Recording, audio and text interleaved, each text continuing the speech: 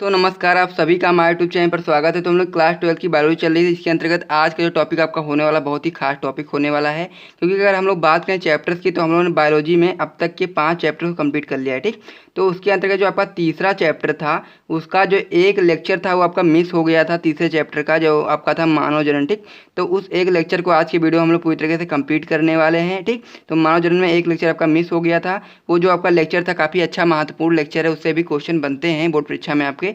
तो वो सभी चीज़ों को आप लोग बिल्कुल भी देखना मिस ना करें, क्योंकि आप लोगों को ये 1-2 नंबर में क्वेश्चन जरूर देखने को मिलेगा, आत्तारूचक या फिर राजोधर्म का। और उसके बाद में फिर इसमें 2-3 टॉपिक और भी हैं जो हम लोगों को पढ़ना है। चैप्टर के लास्ट पड़ाव में था ये चैप्टर, तो इसको हम लोग आज की वीडियो में पूरी रूप से कंप्लीट करेंगे। ठीक, जो आपका लेक्चर नंबर 7 होगा। ठीक, मानव जनन के अंतर्गत आपका लेक्चर नंबर 7 होगा। तो अगर आपने अभी तक इस चैप्टर के कुछ भी नहीं देखा तो उसे जाकर के अभी आप लोग देख लेना, और मैं इसका प्लेलिस्ट अलग बना दूंगा। उसके अंतर्गत आपका जो लास्ट लेक्चर होगा वो आपका ये होगा। ठीक, इसका नोट्स भी अपलोड हो चुका है, अगर आपने उसे नहीं देखा तो उसे जाकर के आज अभी देख सकते हैं आप लोग। ठीक, तो नोट्स वगैरह सारी चीज़ें हम लोग अपलोड करते ही रहते हैं, सभी चीज़ें जो भी चीज़ें हम पढ़ाते हैं। तो ये सारी चीज़ें हो गई। अब हम बात कर लेते हैं अपने चैप्टर की, यानी कि जो हमारा टॉपिक है आज का उसको डिस्कस करते हैं। तो चलिए दोस्तों, वीडियो को शुरू करते हैं बिना टाइम को वेस्ट करते हुए। अगर आपको वीडियो पसंद आए तो वीडियो को लाइक कर दीजिए, चैनल को सब्सक्राइब कर दीजिए ऐसे ही महत्वपूर्ण वीडियोस को पाने के लिए। तो जो आज का हमारा टॉपिक है वो है आतर्व चक्र, जिसे हम लोग राजोधर्म भी कहते हैं और इंग्लिश में इसे मेंस्ट्रुअल साइकिल भी कहते हैं। ठीक, तो इसमें क्या क्या चीज़ें होती हैं सभी चीज़ों को अच्छे समझेंगे। इस प्रकार से मैंने लिखा कि अगर आप लोग एक बार पढ़ भी लेंगे तो भी आपको सारी चीज़ें समझ में आ जाएंगी। ठीक, तो मादा में रजोधर्म यौना आरंभ, यानी कि यहाँ पर आप लोग किस प्रकार से लिखेंगे यौना।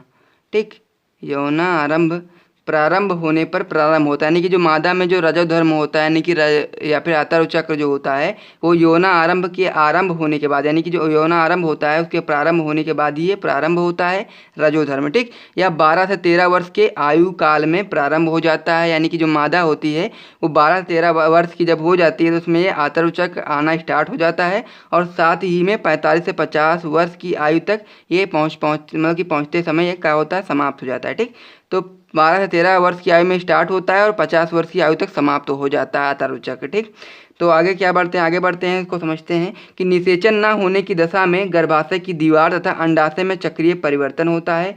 इस चक्र को हम लोग मासिक चक्र कहते हैं। ठीक, यह लगभग 28 दिन का होता है। तो मैं आपको बताना चाहता हूँ कि जो मादा का जो गर्भाशय होता है बहुत सारी चीज़ें बनती हैं। गर्भाशय की दीवार बनती है, साथ ही में जो अंडाशय होता है उसमें अनेक प्रकार के चक्रीय परिवर्तन होते हैं।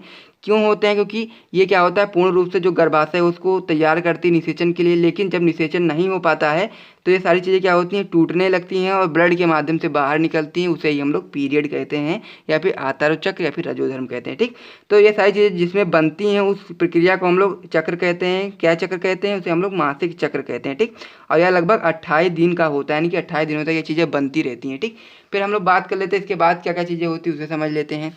तो उसके बाद होता ये है कि इसके बाद रुधिर का स्राव शुरू हो जाता है, यानी कि जब मासिक चक्र की प्रक्रिया संपन्न हो जाती है तो अगर मान लीजिए निषेचन नहीं हुआ तो इसके बाद क्या होगा, रुधिर का स्राव शुरू हो जाएगा, और इसी रुधिर के साथ अनिषेचित नष्ट हो चुका अंडा, यानी कि जो अंड होता है वो नष्ट हो जाता है अगर उसका निषेचन नहीं हो पाता है। ठीक, तो जो अनिषेचित नष्ट हो चुका अंडा भी होता है वो भी योनि मार्ग से बाहर आ जाता है, और जो दीवार वगैरह जो अंडाशय की गर्भाशय की जो टूटती हैं वो भी ब्लड के माध्यम से योनि मार्ग से बाहर निकल आती हैं। ठीक, तो इसे ही हम लोग क्या कहते हैं मासिक धर्म कहते हैं। और रुधिर स्राव के लगभग 4 से 5 दिन तक होता है, यानी कि रुधिर स्राव जो होता है यानी कि ब्लड का आना जो होता है लगभग 4 से 5 दिन तक होता है। इसमें ये सारी चीज़ें निकलती रहती हैं, ब्लड वगैरह जो भी चीज़ होती है वो निकलती रहती है। ठीक, तो मैं आपको एक चीज़ और भी बताना चाहता हूँ इसमें कि अगर निषेचन हो जाता है तो जब तक शिशु का जन्म नहीं हो जाता तब तक ये आपका मासिक चक्र नहीं आता है। ठीक, आगे बढ़ते हैं कि किसी बालिका के जीवन काल में प्रथम बार रजोधर्म होने की जो घटना होती है उसे हम लोग रजोदर्शन कहते हैं। ठीक,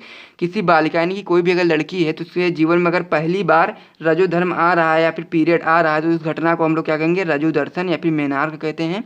और जब मादा में स्थायी रूप से मासिक चक्र को रुकने को सजो निर्वृत्ति या फिर मोनोफास कहते हैं। ठीक, कहने का मतलब ये है कि जब पहली बार आता है किसी बालिका में मासिक धर्म, तो हम लोग उसे क्या कहते हैं, रजोदर्शन कहते हैं। और जब जाता है 50 साल की वर्ष के आयु के बाद में स्थायी रूप से चला जाता है जब, तो उसे हम लोग सजो निर्वृत्ति या फिर मोनोफास कहते हैं। ठीक, ये सारी चीज़ें जो आपकी होती हैं FSH और LHS हार्मोन के नियंत्रण से ही ये क्रिया जो होती है आपकी संपन्न होती है। तो अगर आप लोगों का आता है आतर्व चक्र या फिर रजोधर्म, तो इसमें इतनी चीज़ें आप लोग लिख देंगे तो आपका पूरी तरीके से पूरे मार्क्स पक्के हो जाएंगे। ठीक, आप लोगों को कुछ भी और एक्स्ट्रा लिखने की आवश्यकता नहीं है, जितनी भी चीज़ें हो सकती हैं सभी चीज़ों को हमने लिख लिया। उसके बाद हम लोग बात कर लेते हैं कि अगला टॉपिक आपका क्या है। तो ये सारी चीज़ें अब क्या हो गई, निषेचन हो गई, क्या कहते हैं, आतर्व चक्र के बारे में। अब हम लोग बात कर लेते हैं जब निषेचन होता है तब क्या क्या चीज़ें होती हैं। तो निषेचन में क्या होता है उसको समझ लेते हैं। जैसे निषेचन के हम लोग क्या कहते हैं इंग्लिश में, फर्टिलाइजेशन। तो नर युग्मक यानी कि शुक्राणु के मादा युग्मक अंडाणु के साथ संलयन से युग्मनज 2n बनने की जो क्रिया होती है उसे हम लोग निषेचन कहते हैं। तो आप लोग जानते होंगे कि जो नर युग्मक होता है यानी कि शुक्राणु होता है वो यन होता है, यानी कि उसमें कितनी संख्या होती है, उसमें क्या होता है 23 होता है। ठीक, उसके बाद फिर मादा युग्मक की बात करें वो भी यन होता है, उसमें भी 23 होता है। ठीक, तो जब 23 मिलते हैं तभी जाकर के आपके 46 गुणसूत्र बनते हैं मानव में, तो उससे ही आपका नया शिशु का निर्माण होता है। ठीक, तो यही चीज़ यहाँ पर लिखी हुई है कि नर युग्मक शुक्राणु के मादा युग्मक अंडाणु के साथ जब संलयन से युग्मनज 2n बनने की क्रिया को हम लोग निषेचन कहते हैं। अब निषेचन के लिए क्या क्या चीज़ें करनी पड़ती हैं उसे समझ लेते हैं।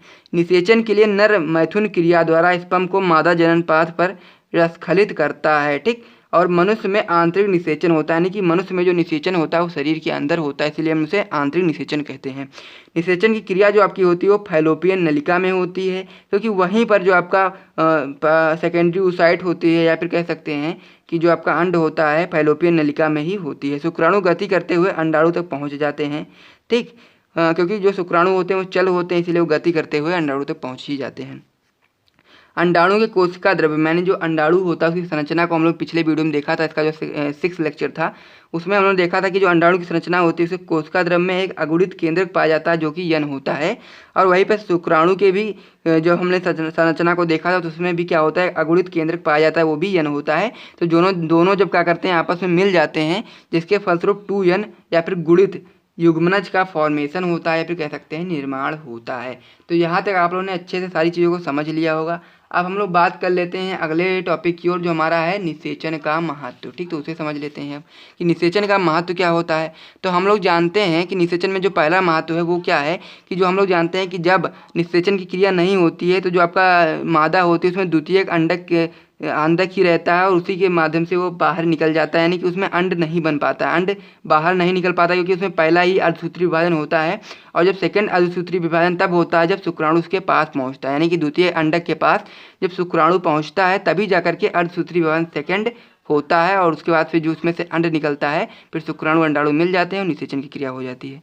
तो निषेचन द्विगुणित अवस्था अर्थात मनुष्य में 2n यानी कि 46 की पुनर्स्थापना करता है। जैसा कि आप लोग जानते हैं कि मनुष्य में 46 गुणसूत्र होते हैं, तो उसको स्थापना करने के लिए मादा के 23 लिए जाते हैं और जो आपका नर होता है उसके 23 लिए जाते हैं, मिला करके 46 गुणसूत्र की स्थापना करता है। या दो जनकों के गुणों को मिलाकर के आनुवांशिक विविधता पैदा करता है, यानी कि दो जनक यानी कि एक मादा होती है एक नर होता है, दोनों मिलते हैं तो उनसे जो कुछ चीज़ें होती हैं जो उनके समान होती हैं, कुछ चीज़ें जो विभिन्न होती हैं, तो उसे हम लोग क्या कह सकते हैं, आनुवांशिक विविधता पैदा करता है।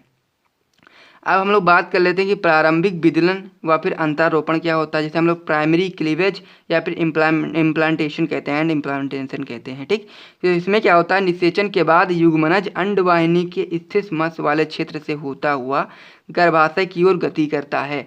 तो आप लोग जानते हैं कि जब निषेचन होता है तो उसमें क्या होता है कि जो युग्मनज होता है वो अंडवाहिनी जो होती है उसके माध्यम से क्या करता है, गति करता हुआ इस तस्मस वाले क्षेत्र से गुजरता हुआ क्या होता है, गर्भाशय की ओर गति करता है, क्योंकि गर्भाशय में ही इसका इम्प्लांटेशन होता है तो इसलिए वहाँ उसका पहुँचना बहुत आवश्यक है।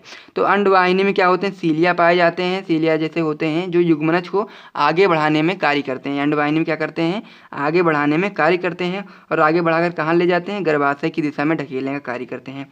इसी गति के दौरान क्या होता है, युग्मनज में विदलन होते हैं। ठीक, और विदलन होने के पश्चात क्या होता है, 8 से 16 कोरक खंडों या फिर ब्लास्टोमेर वाला भ्रूण का निर्माण होता है, जिसे हम लोग भ्रूण या फिर तूतक या फिर मरोला कहते हैं, भ्रूण तूतक मरोला कहते हैं। ठीक, उस भ्रूण को क्या कहते हैं, तूतक कहते हैं फिर मरोला कहते हैं। ट्रोफोब्लास्ट स्तर अब गर्भाशयी भित्ति के आंतरिक स्तर एंडोमेट्रियम से संलग्न हो जाता है तथा अंतरकोशिका समूह अब भ्रूण के रूप में विभेदित हो जाता है। तो मैंने आप लोगों को बताया था अगर आपको ध्यान हो कि आप लोग का जो गर्भाशय होता है इस प्रकार से गर्भाशय होता है, तो उसमें जो इस प्रकार से संरचना उत्पन्न होती है इसे हम लोग क्या कहते हैं, एंड्रोमेट्रियम कहते हैं। ठीक, तो यही क्या होता है, जब इसमें क्या होता है, जब भ्रूण पहुंचता है तो क्या करता है, एंड्रोमेट्रियम इस प्रकार से फैल करके इसको अपने अंदर ले लेती है, इसमें धंसा लेती है। तो ये चीज़ हम लोग आगे पढ़ेंगे कि ब्लास्टोसिस्ट के संलग्न होने पर गर्भाशयी कोशिकाएं तेजी से विभाजित होकर ब्लास्टोसिस्ट को ढक लेती हैं। इसके फलस्वरूप क्या होता है कि ब्लास्टोसिस्ट गर्भाशय के एंड्रोमेट्रियम में धंस जाती है, जैसा कि हमने अभी आपको बताया, या फिर अंतः स्थापित हो जाती है। यही आपका अंतरारोपण कहलाता है। ठीक, तो इसमें एक चीज़ आपकी और होती है कि जो आपका होता है इस प्रकार से, मान लीजिए भ्रूण है, तो इसमें क्या होता है कि इसमें एक जो नली होती है ये आपके भ्रूण से जुड़ी हुई होती है, जो क्या करती है, भ्रूण को पोषक पदार्थों को प्रदान करती है। इस नली को हम लोग क्या कहते हैं, इन नली को हम लोग अपरा कहते हैं या फिर प्लेसेंटा कहते हैं। तो इसके जो कार्य होते हैं उसको समझ लेते हैं, क्योंकि ये कार्य आप लोग का 1-2 नंबर में बोर्ड परीक्षा में आ जाता है, तो उनको कार्यों को समझ लेते हैं। तो अपरा या फिर प्लेसेंटा के कार्य को देखें अगर हम लोग, तो अपरा के द्वारा ही माता के रुधिर से भ्रूण को में पोषक पदार्थ पहुँचता है, यानी कि अपरा के माध्यम से ही जो माता होती है उसके रुधिर से जो भ्रूण में पोषक पदार्थ पहुँचते हैं। ठीक, उसके बाद फिर दूसरा पॉइंट क्या है, अपरा माता एवं भ्रूण के रुधिर के मध्य ऑक्सीजन व फिर कार्बन डाइऑक्साइड के आदान प्रदान में मदद करता है।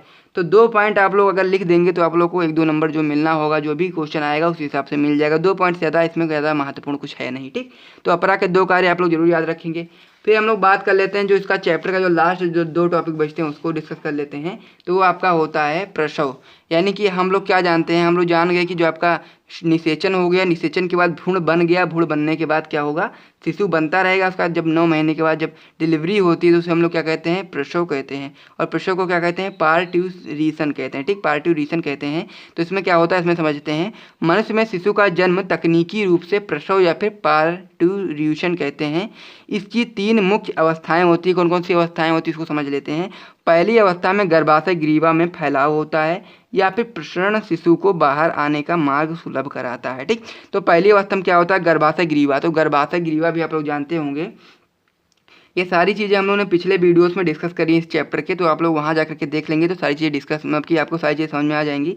तो गर्भाशय ग्रीवा में फैलाव होता है, यहाँ पर आप लोग देख पा रहे होंगे इस प्रकार से गर्भाशय ग्रीवा इस प्रकार से नीचे पतली हो जाती थोड़ी सी, तो इसमें क्या होगा, फैलाव होगा, जिसकी वजह से ये आपका बाहर निकलने में इसको आसानी होगी। जो आपका भ्रूण होगा या फिर कह सकते हैं बच्चा होगा, उसको निकलने में आसानी होगी। तो इसमें क्या होता है, आगे क्या होता है उसको समझ लेते हैं। यमनियन इस समय फट जाती है, यानी कि जब इस समय क्या होता है, जब गर्भाशय ग्रीवा में फैलाव होता है तो यमनियन फट जाती है और एमनियोटिक द्रव्य जो होता है बाहर आने लगता है। और दूसरी अवस्था में शिशु जन्म की, यानी कि जो दूसरी अवस्था है वो शिशु जन्म की है।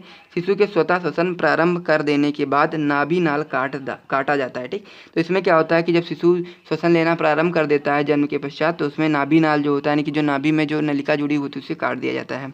तीसरी अवस्था में क्या होता है, अपरा भी गर्भाशय से योनि के रास्ते बाहर निकल आती है, यानी कि जो अपरा होती है वो भी योनि के रास्ते बाहर निकल आती है गर्भाशय से। ठीक, तो प्रसव क्या है, एक जटिल तंत्रिकीय अंतःस्रावी क्रियाविधि है, ये चीज़ आपको ध्यान रखनी है। फिर हम लोग बात कर लेते हैं कि जब शिशु का जन्म हो जाता है तो उसके बाद क्या क्या चीज़ें होती हैं मादा में, तो उसे हम लोग देख लेते हैं कि सहगर्भता के समय यह दूध श्रावण या फिर लैक्टेशन होता है। तो सहगर्भता के समय स्त्री की स्तन ग्रंथियों में अनेक बदलाव होते हैं, यानी कि जब सहगर्भता कह सकते हैं कि जब मादा गर्भ से होती है तो उसमें बहुत सारे अनेक बदलाव होते हैं स्तन ग्रंथियों में, तथा स्तन ग्रंथियों में हुए भिन्नन के कारण या फिर बदलाव के कारण ही यह सहगर्भता की समाप्ति के बाद, यानी कि जब सहगर्भता भी कह सकते हैं शिशु जन्म के बाद क्या होता है, दूध श्रावण प्रारंभ कर देती है। और शिशु के जन्म के बाद स्तन ग्रंथियों द्वारा दूध का उत्पादन व श्रावण दूध श्रावण कहलाता है। ठीक, तो शिशु के जन्म के बाद स्तन ग्रंथियों द्वारा दुग्ध का उत्पादन, यानी कि दूध जो बनते हैं और उसका फिर उसका जो श्रावण होता है जिसको हम लोग शिशु को पिलाते हैं, तो वो क्या होता है, दूध श्रावण कहलाता है। तो जो मानवीय दूध होता है वो शिशु के पोषण के लिए पोषक पदार्थों का आदर्श संतुलन, यानी कि जो मानवीय दूध होता है वो बहुत ही महत्वपूर्ण होता है जो शिशु जन्म लेता है उसके लिए। ठीक, दूध श्रावण के आरंभिक कुछ दिनों तक निकलने वाला जो दूध होता है उसे हम लोग प्रथम स्तन्य या फिर खीस कहते हैं। ठीक, तो यहाँ पूरी तरीके से आपका जो टॉपिक था चैप्टर नंबर 3 का पूरी तरीके से कंप्लीट हो गया है। तो 5 चैप्टर जो आपके थे पूर्ण रूप से कंप्लीट हो चुके हैं, अब इसमें कोई भी चीज़ बची हुई नहीं है। ठीक, अगर आप लोग कोई डाउट लगता है तो आप लोग कमेंट कर देना, उस पर भी वीडियो बना दी जाए, कोई भी दिक्कत की बात नहीं है। तो मिलते हैं नेक्स्ट वीडियो में, तब तक के लिए जय हिंद।